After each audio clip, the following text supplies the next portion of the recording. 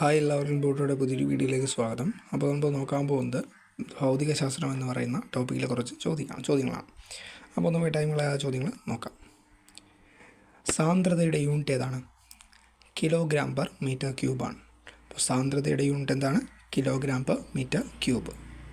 ഭൂമിയിൽ നിന്ന് സൂര്യനിലേക്കുള്ള ശരാശരി ദൂരം ആസ്ട്രോണമിക്കൽ യൂണിറ്റാണ്.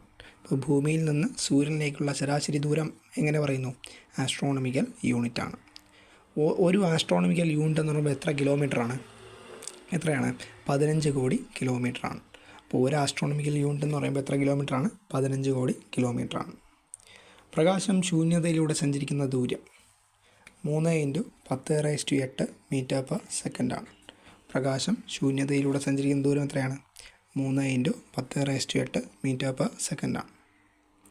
ഒരു പാർസെക് എന്ന് പറയുന്നത് എത്ര പ്രകാശവർഷമാണ്? 3.26 പ്രകാശ വർഷമാണ്. ഒരു പാർസെക് എന്ന് പറയുന്നത് എത്ര പ്രകാശവർഷമാണ്? 3.26 പ്രകാശ വർഷമാണ്. ഒരു വർഷം കൊണ്ട് പ്രകാശം സഞ്ചരിക്കുന്ന ദൂരം, അതാണ് പ്രകാശവർഷമെന്ന് പറയുന്നത്. ഒരു വർഷം കൊണ്ട് പ്രകാശം സഞ്ചരിക്കുന്ന ദൂരത്തെ പറയുന്ന പേരെന്താണ്? പ്രകാശവർഷം. പണ്ട് കാലത്ത് മനുഷ്യർ നിഴൽ നോക്കി സമയം നിർണ്ണയം നടത്തുന്നതിന് ഉപയോഗിച്ചിരുന്ന ഉപകരണം ഏതാണ്? അതാണ് നിഴൽ ഘടികാരം. എല്ലാവർക്കും അറിയാം, നിഴൽ ഘടികാരം അതിനുവേണ്ടി ഉപയോഗിച്ചിരുന്നു. ഒരു സോളാർ ദിനം എന്നത് എത്ര സെക്കൻഡാണ്? 86,400 സെക്കൻഡാണ്. ഒരു സോളാർ ദിനം എന്ന് പറയുന്നത് എത്ര സെക്കൻഡാണ്? 86,400 സെക്കൻഡാണ്. കുതിരയുടെ ഉയരമളക്കുന്ന യൂണിറ്റ് ഹാൻഡാണ്. കുതിരയുടെ ഉയരമളക്കുന്ന യൂണിറ്റ് ഏതാണ്? ഹാൻഡാണ്. പരസ്പരം ബന്ധമില്ലാതെ നിൽക്കുന്നതും മറ്റ് അളവുകൾ ഉപയോഗിച്ച് പ്രസ്താവിക്കാൻ കഴിയാത്തതുമായ കേവല അളവുകൾ, അതാണ് അടിസ്ഥാന അളവുകളെന്ന് പറയുന്നത്. പരസ്പരം ബന്ധമില്ലാതെ നിൽക്കുന്നതും മറ്റളവുകൾ ഉപയോഗിച്ച് പ്രസ്താവിക്കാൻ കഴിയാത്തതുമായ കേവല അളവുകൾ എന്തെന്ന് പറയുന്നു? അടിസ്ഥാന അളവുകളെന്ന് പറയുന്നു. അടിസ്ഥാന അളവുകളുടെ യൂണിറ്റ് എന്താണ്? അടിസ്ഥാന യൂണിറ്റാണ്. അടിസ്ഥാന അളവുകളുടെ യൂണിറ്റ് ഏതാണ്? അടിസ്ഥാന യൂണിറ്റാണ്. ഒരു വസ്തുവിന് സ്ഥിതി ചെയ്യാൻ ആവശ്യമായ സ്ഥലത്തിൻ്റെ അളവ്, അതാണ് വ്യാപ്തം. അപ്പോൾ ഒരു വസ്തുവിന് സ്ഥിതി ചെയ്യാൻ ആവശ്യമായ സ്ഥലത്തിൻ്റെ അളവാണെന്ത്? വ്യാപ്തമെന്ന് പറയുന്നത്. വ്യാപ്തത്തിൻ്റെ യൂണിറ്റ് എത്രയാണ്? മീറ്റർ ക്യൂബാണ്. അപ്പം വ്യാപ്തത്തിൻ്റെ യൂണിറ്റ് ഏതാണ്? മീറ്റർ ക്യൂബാണ്. യൂണിറ്റ് വ്യാപ്തത്തിലുള്ള പദാർത്ഥത്തിൻ്റെ മാസിനെ എന്തെന്ന് പറയുന്നു? സാന്ദ്രത എന്ന് പറയുന്നു.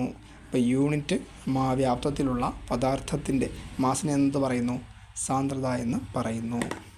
അടിസ്ഥാന യൂണിറ്റുകൾ ഉപയോഗിച്ച് പ്രസ്താവിക്കുന്നതോ അടിസ്ഥാന യൂണിറ്റുകളെ ആശ്രയിച്ച് നിൽക്കുന്നതോ ആയ യൂണിറ്റുകൾ എങ്ങനെ പറയുന്നു? വ്യുൽപ്പന്ന യൂണിറ്റുകളെന്ന് പറയുന്നു. അപ്പോൾ അടിസ്ഥാന യൂണിറ്റുകൾ ഉപയോഗിച്ച് പ്രസ്താവിക്കുന്നതോ അടിസ്ഥാന യൂണിറ്റുകളെ ആശ്രയിച്ച് നിൽക്കുന്നതോ ആയ യൂണിറ്റുകൾ എങ്ങനെ അറിയപ്പെടുന്നു? വ്യുൽപ്പന്ന യൂണിറ്റുകളെന്ന് അറിയപ്പെടുന്നു. ഉപ്പുവെള്ളത്തിൻ്റെ സാന്ദ്രത ഏറ്റവും കൂടുതൽ കാണപ്പെടുന്ന തടാകം, അത് ചാവുകടലാണ്. അപ്പോൾ ഉപ്പുവെള്ളത്തിൻ്റെ സാന്ദ്രത ഏറ്റവും കൂടുതൽ കാണപ്പെടുന്ന തടാകം ഏതാണ്? അത് ചാവുകടലാണ്. ഒരു ക്വിൻ്റൽ എന്ന് പറയുമ്പോൾ എത്ര കിലോഗ്രാമാണ്? 100 കിലോഗ്രാമാണ്. ഒരു ക്വിൻ്റൽ എന്ന് പറയുമ്പോൾ എത്ര കിലോഗ്രാമാണ്? 100 കിലോഗ്രാമാണ്. ഒരു ടൺ എന്ന് പറയുമ്പോൾ എത്ര കിലോഗ്രാമാണ്? 1000 കിലോഗ്രാമാണ്. ഒരു ടൺ എന്ന് പറയുമ്പോൾ എത്ര കിലോഗ്രാമാണ്? 1000 കിലോഗ്രാമാണ്. വൈദ്യുതിയുടെ വ്യാവസായിക യൂണിറ്റ് കിലോ വാട്ട് അവറാണ്. വൈദ്യുതിയുടെ വ്യാവസായിക യൂണിറ്റ് ഏതാണ്? കിലോ വാട്ട് അവറാണ്. ഇൻഡക്റ്റൻസിൻ്റെ യൂണിറ്റ് ഏതാണ്? ഹെൻറിയാണ്. അപ്പോൾ ഇൻഡക്റ്റൻസിൻ്റെ യൂണിറ്റ് ഏതാണ്? അത് ഹെൻറിയാണ്.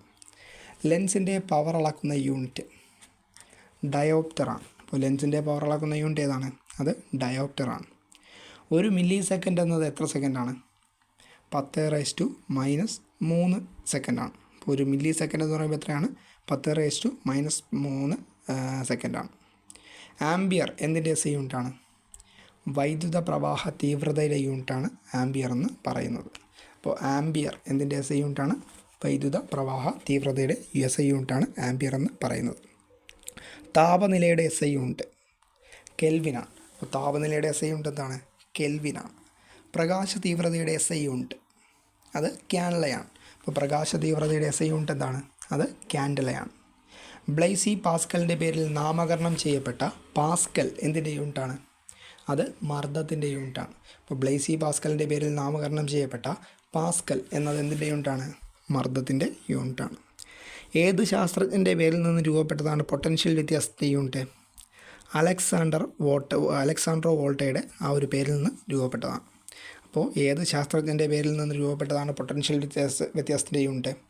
അത് അലക്സാണ്ടർ വോൾട്ട എന്ന് പറയുന്ന ശാസ്ത്രജ്ഞൻ്റെ പേരിൽ നിന്ന് രൂപപ്പെട്ട പേരാണ്. ബലത്തിൻ്റെ യൂണിറ്റ് എല്ലാവർക്കും അറിയാവുന്നത് ന്യൂട്ടണാണ്. ബലത്തിൻ്റെ യൂണിറ്റ് എന്താണ്? അത് ന്യൂട്ടണാണ്.